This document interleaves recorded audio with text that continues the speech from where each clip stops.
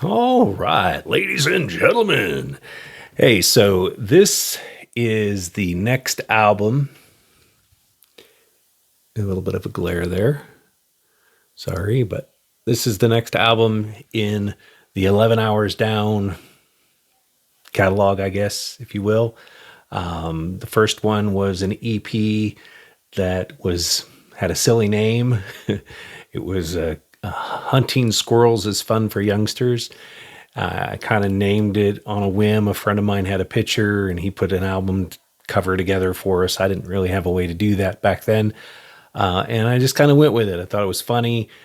Probably not the best name looking back as far as like trying to make a legitimate career out of music or whatever. But this one is called There's Hope in the Darkness. I'll take it out of the case and maybe there's less glare there.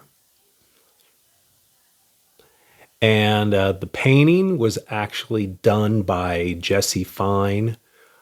He was a bass player in a band called Prophecy. I can't remember the first band he was in here, but I think we got to see their first band, which had 2 older members and 2 younger members.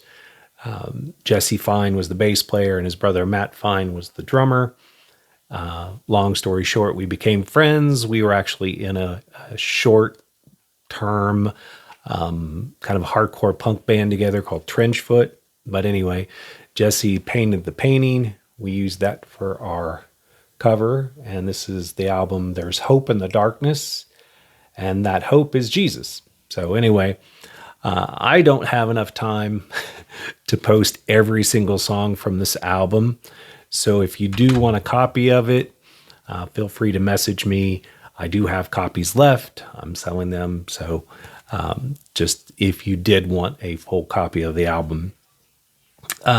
This was recorded at Premier Studios, which was owned by Kirk Campbell, and he was the owner of the label Godfather Records. We signed to them at that point in time. I think we just signed a 1-album deal, and we were able to record this on his dime. Now, the funny thing is as you can kind of see in the back here, there's 3 of us there. That's Marshall, me, and Dave, the bass player. Dave didn't play any bass on this. We just figured it would actually look better for us if we looked like a full band instead of just a 2-piece. And so I played bass, if I remember right, on all of the tracks, and we added Dave later. Dave did come in and do some background vocals on a couple tracks, so we tried to include him as much as we could as we got him into the band.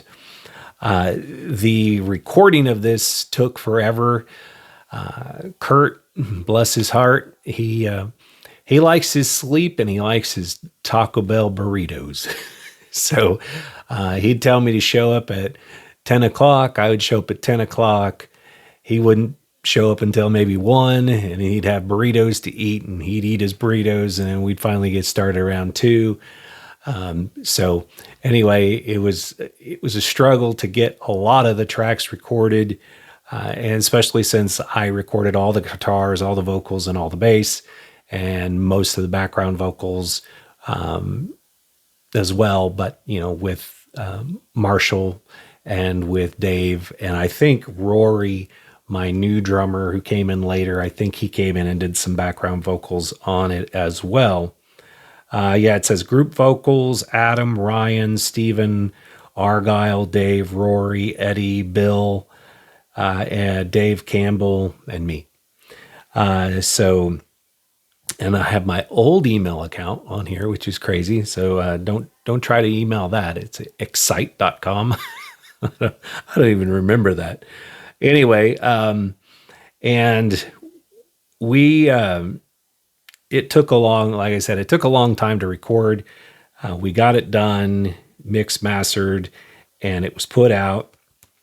The picture in the back, if you look at it, I think this was actually taken 2 different pictures put together, because we couldn't get Marshall to look serious enough in some of the pictures. But anyway, so we got that recorded and was really proud of the way it turned out. There were a few songs, one song in particular was called Body Bags. And looking back on it now is kind of a silly idea. But I was having a friend come in and do the background or do the lead vocals on the track. It was going to be the one song with somebody else doing lead vocals.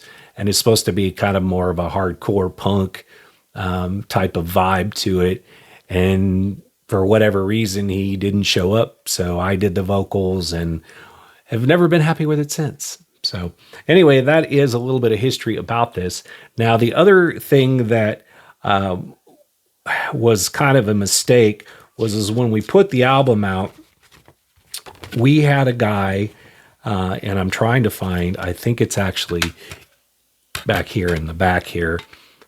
We had a guy that did all of the electronic, noisy stuff that was included in this, especially the intro. And for some reason, he wasn't included on the credits, but he was included right back here. And it's hard to read, but I think it was Jesse Hernandez of the Children of the Inquisition. I think it's hard to read, but anyway, he had done all of the, like I said, the industrial sounding intros, kind of the noisier stuff. And so anyway, this first song that I'm going to play is called Morning, and it is the second song on the CD. And I was trying to be a little tricky with the name Morning. I spelled it M-O-R-I-N-G, M-O-R-N-I-N-G, morning, as you wake up in the morning. But the song was telling the listener not to mourn for me, but you'll see me in the morning, you'll see me in heaven, you'll see me in the future. Don't mourn for me. And so it's a song about not living with regret, not living worried about seeing me in the future or anything like that, because I am a Christian. I am saved. I will be in heaven. And I want the listener, in this case, I kind of think this was written in a perspective of father, son, or a relationship kind of thing, where I didn't want the person who that I had that relationship with to worry about me, because once I pass on, I will be in heaven and there is no need to mourn me. So that's what the song is about. I hope you enjoy it. I hope you enjoy a little bit of the history. This album, like I said, was recorded mostly by Marshall and myself. The next album going forward is an EP and then another full length, which included several other members, which we'll talk about then. All right, take care. God bless. And please keep checking this out and sharing with your friends. Bye.